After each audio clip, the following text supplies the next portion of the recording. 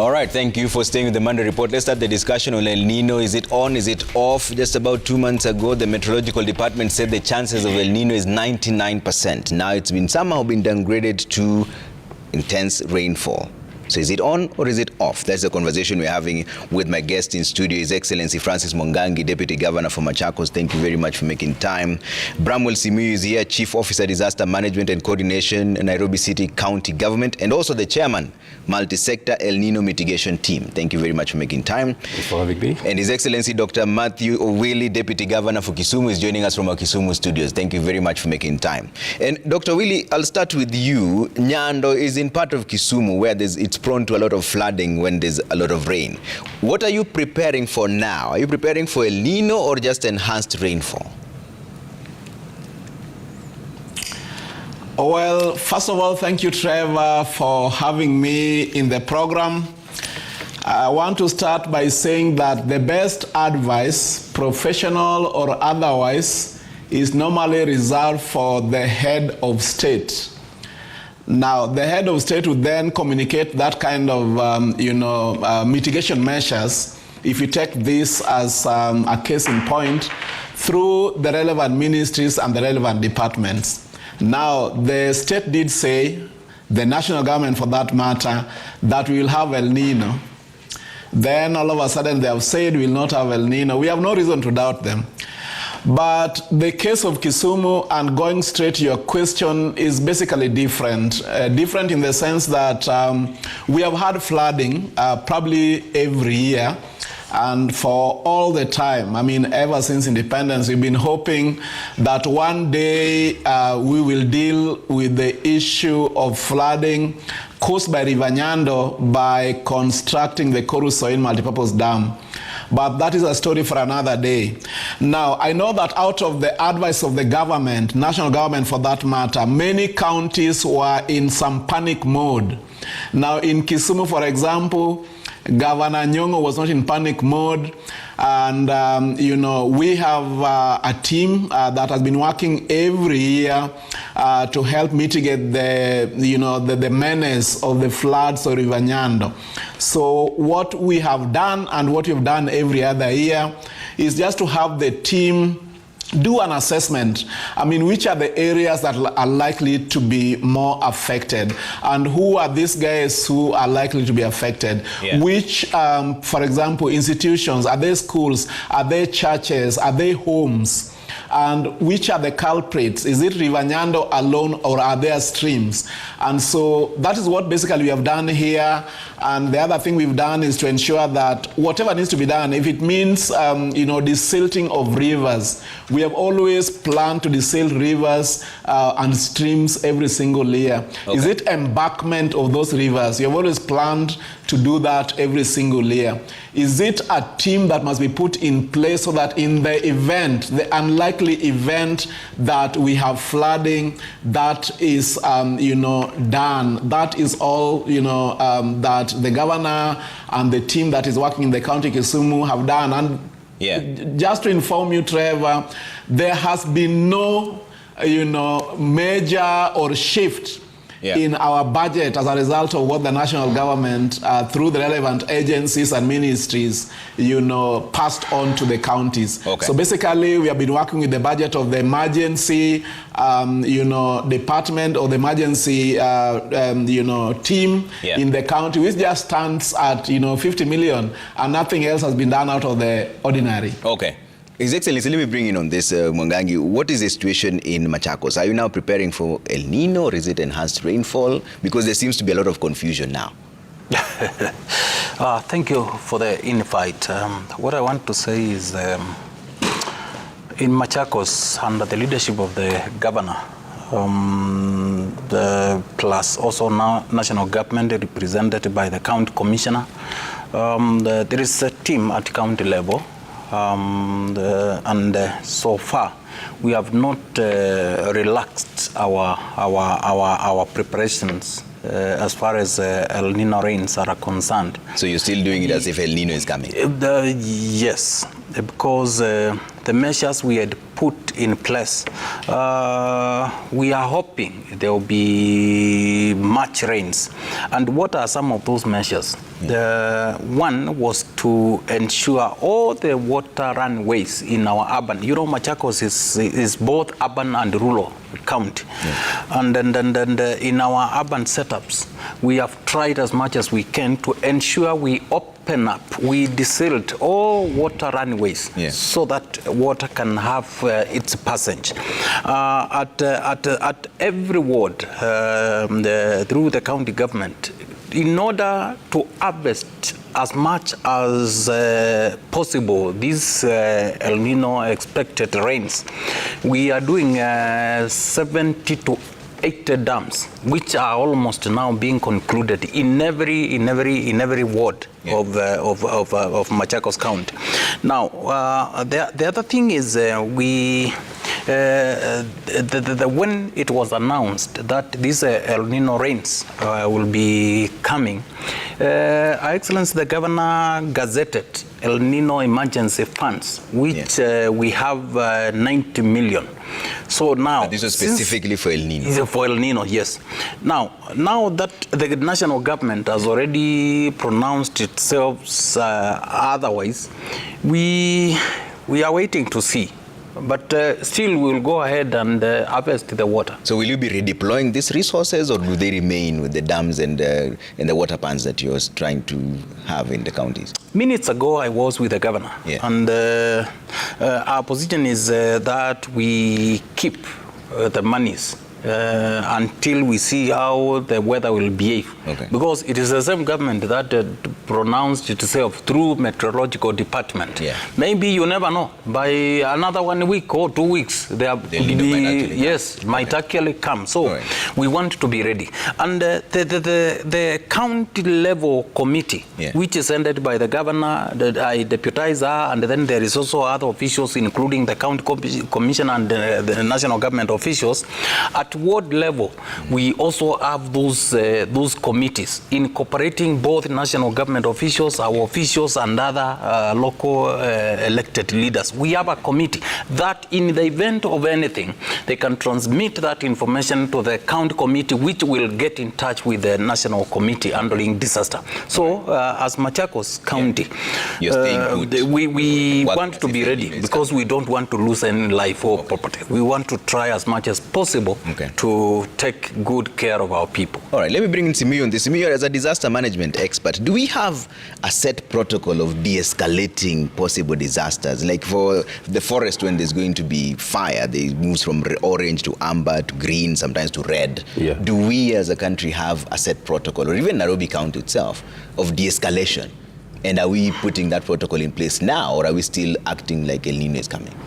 Thank you very much, Trevor, for having us on this show and giving us an opportunity really to share with the Nairobians and the public the state of preparedness of Nairobi County government. Now, perhaps it's important to just remind ourselves that the centerpiece of His Excellency Governor Sakaja's manifesto is to create a city of order, hope, and dignity for Nairobians, and so that they can have opportunities, to be able to earn their livelihoods, in an environment that is orderly. And you'll also recall that even before El Nino, Nairobi has traditionally suffered from the problems of flooding. When you look at the topography, right from the western side, which is highland, towards the flatlands of the eastern side of Nairobi, we have the Nairobi Basin, which is served by many tributaries that converge in Ruai and the Dandora area, and thereafter into the Athi River. Now, what has happened in the past is that the drainage system in the city has been stretched. When it was designed to cater for a population that was not what we have today. We now have 5 million daytime, 6 million daytime and 5 million nighttime Nairobians, putting a lot of pressure on our drainage and sewerage system. Now that explains why in the past we've had many instances of flooding, even before El Nino. In the South Sea area, in the Eastlands area, the Ruai, Embakasi area. This has been a perennial problem. Now, when this administration came into office, and given the significance of Nairobi City or Nairobi County, it's not just about any other county. This is the face of Kenya. We therefore carry the aspiration of not just the Kenyans, but also the international community that depends on Nairobi to be the first in line in terms of addressing any disasters. Yeah. So when this administration came into office, His Excellency's tenure, one of the first things he did was to challenge us as a disaster management and coordination sector to prepare ourselves not just to respond to disasters, but to also be in a position to manage and mitigate, to mitigate and also prevent, and also look at how we can be able to, come in and recover. So the cornerstone of our strategy is really not premised on just El Nino. So it's not about El Nino. You're going to do this anyway. It's about ensuring that Nairobians live in a safe and secure environment where their lives and properties are, taken care of by a disaster management agency that is able to. So the preparations that were put in place, have you scaled them down, or are you continuing as? Just like our colleagues in Kisumu, we've not actually enhanced our budget at all. What we have in our current budget is what was planned for at the onset by this administration. So it wasn't increased, it has not been increased, reduced. Not reduced. There was a time when you quoted as looking to purchase inflatable boats and speed boats. Yes. What is the position on that? Well, I think, again, that is a conversation that, for me, basically just stokes what is our level of preparedness. As I mentioned, we have areas where are perpetually affected by stormwater. Particularly the Eastlands area, the eastern part, the Kangundo Road, the Ruai. We've had instances where we've had motorists stranded overnight. We've had families stranded and rescued by the police helicopters. We've had an instance, this year alone, we've responded to about 23 instances of flood and water-related challenges. So what we did, and maybe what I could just share with the public, is that the Marshall Plan that we put in place had 5 pillars. The first, of course, was to do the mapping, to set up the multi-sector task force that I am privileged to lead. We also then tasked each sector, be it Green Nairobi, be it the disaster department, the works department, environment department, to come up with sector-specific plans. We then cascaded these plans to the sub-counties, where we have the sub-county administrators working with the sub-county works officers, and we also have the environment and disaster management officers taking lead in terms of coming up with sub-county specific response plans around those of the sector. So what we also did was to ask each of the sub-counties to indicate some of the resources that they need to be able to address the challenges. So this was actually a call from one of the sub-counties, the Embakasi East-West area that have been perennially, and I must emphasize that this was a demand, or this was a request made to the central office that we consider investing in this in the coming future. But as His Excellency the Governor clarified, really it's not a matter of having to buy. There are strategic partnerships that you can leverage on. You can be able to work with other parties to be able to have them as and when they're required. All right. Let me bring back Dr. Willie on this. And Dr. Willie, you mentioned 50 million shillings. Are you now going to redeploy these resources? And what is your advice to the people who live in the lowlands where sometimes they are swept away by the floods going forward? Trevor, the 50 million I've talked about was not for El Nino, but was for emergency response that the county budgets for every single year. And like my colleague in Nairobi is saying, I hope that is the true situation in Nairobi, we have nothing to escalate down because there was no upward escalation anyway, or in the first place. Now, Trevor, I know we don't want to talk about this, but out of the advice that we first received from the national government, there has been preparation by national government agencies and by national government to mitigate the effects of El Nino. And the same has been with counties, of course, save for Kisumu, because what I'm saying is what is factual. Even as I get into the details of what we are doing to just ensure that those who are in the lowlands are taken care of, I want to say from Kisumu that money is likely to be lost. I know that probably counties may be able to reroute the money if they decided to put money aside for El Nino. That now we know is not going to be there.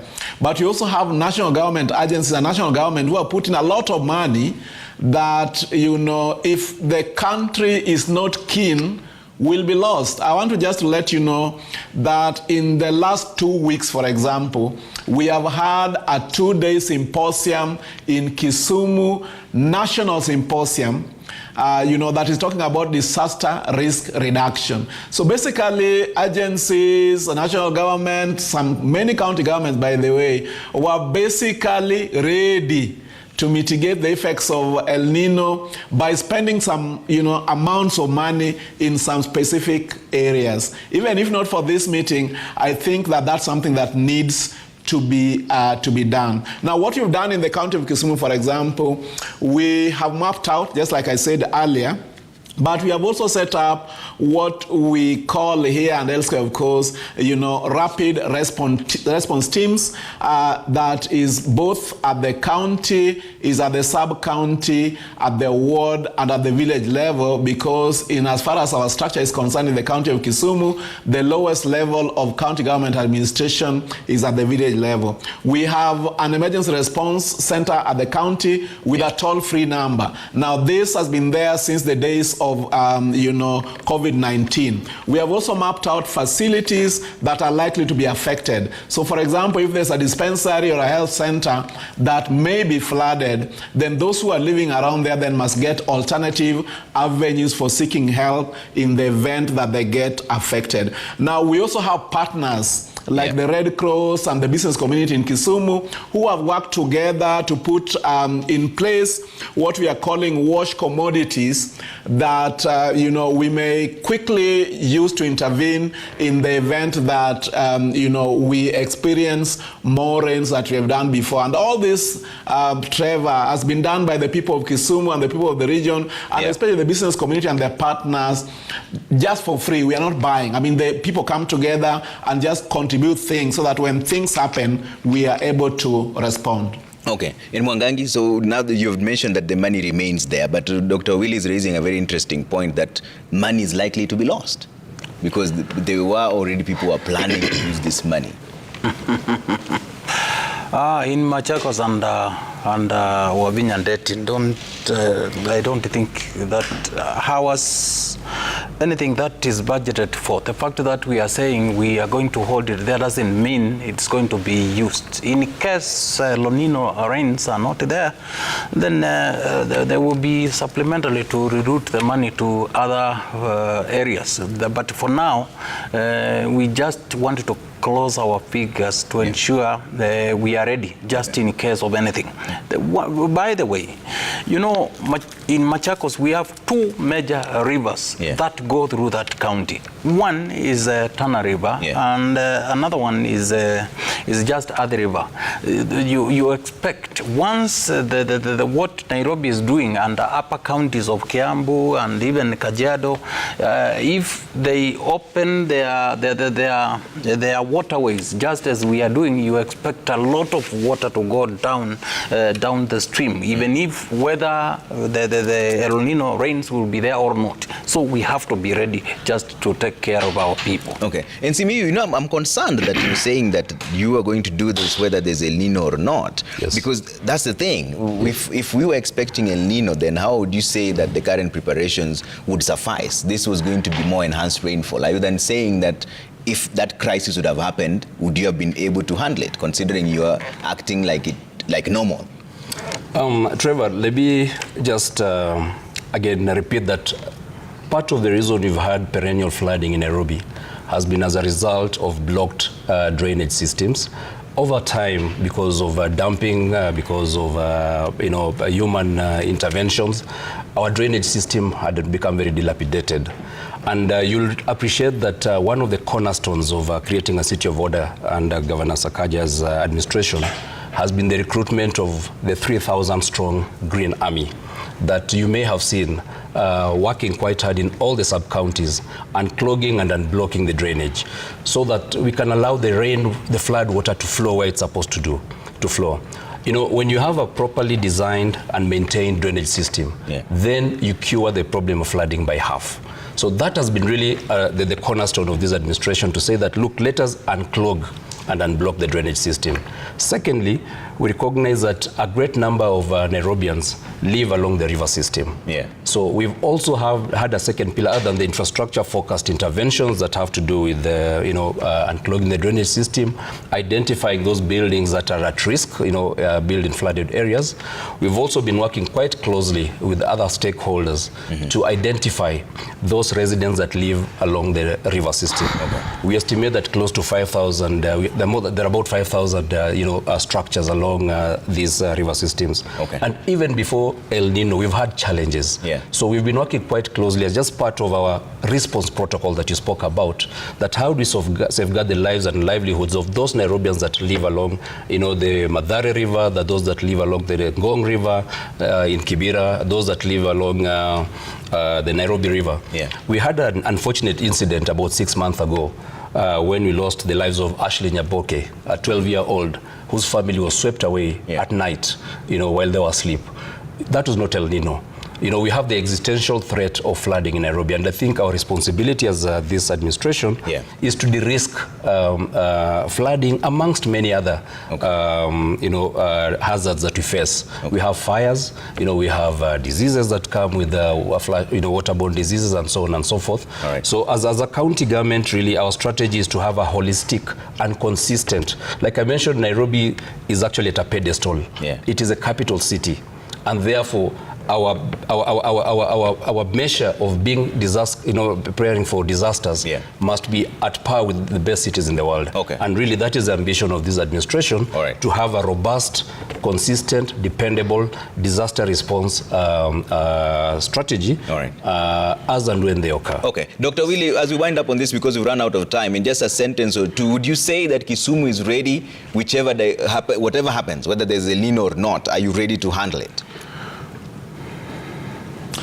Well, Trevor, we've always been ready. We doubt El Nino will come anyway, that I must say. The weathermen have already said it's not coming anyway. So basically what we are preparing for is the normal flooding that we get out of the rivers, the waters of River Nyando. And I can tell you out of, experience that we are ready to deal with it to the best of our ability. We still maintain, by the way, that the only way to discipline the waters of River Nyando is the construction of Koru Soil Multipurpose Dam. But that said, Trevor, this I must say, where there was escalation or specific allocation because El Nino was coming, we owe it to this country to reallocate those funds to other pressing needs. The cost of living, as you all know, is very high.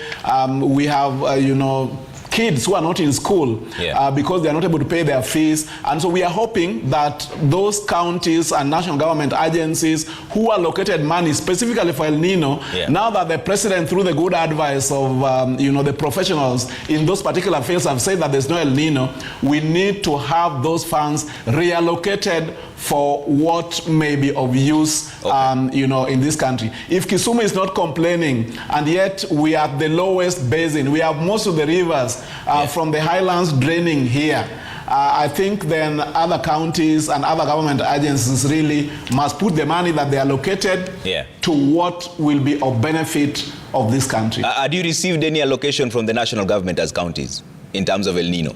Or even disaster? Not yet. Nothing? Not yet. All right. Not yet. His Excellency, are you ready as Machakos, whether El Nino comes or doesn't? Because we are not in control of Mother Nature. We are ready. We are ready. And as somebody has said, we are also concerned with everything that affects our people. That's why they say if you don't plan, you are planning to fail. So in this case, we have our plans, we have our structures, up from the county to the lowest level, that is the village level, what national government calls sublocational level, and then we are ready to ensure even the structure, the way it is. Something that we have not said in this forum is at the county level, you might have the county level committee that oversees the operations there.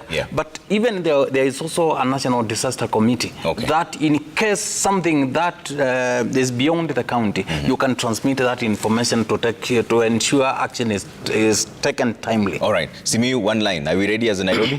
Yes, we are. And, but also my appeal to the general public that disaster management starts with themselves. It's a personal responsibility to encourage Nairobians to avoid dumping, particularly in the drainage systems. To also appeal to those that live along the riverine systems to collaborate and cooperate with the authorities as and when they are requested to move to higher grounds because it's in their own safety. But I can confidently say that on behalf of His Excellency Governor Sakaja and the County Government of Nairobi, we are ready. All right. But in the unlikely event that there's any emergency or there's an emergency, we also have a toll-free number, 1508, that the public can always use to be able to report any incidents that require our services. Okay, gentlemen, thank you so much for making time. His Excellency Dr. Matthew Willie, Deputy Governor Kisumu, and His Excellency Francis Mwangangi, Deputy Governor Machakos, and Bramwell Simiyu, Chief Officer, Disaster Management and Coordination at the Nairobi City County Government, and also the Chairperson, Multi-Sector El Nino Mitigation Team. Thank you so much for staying with the Monday Report. We're taking a quick break. When we come back, I still have a few more stories to run by you, but the gentlemen here say they're ready, whichever direction Mother Nature takes. There's still a bit of confusion whether El Nino is coming or not, but we'll be right here to report about any eventuality, all right? See you in just a bit.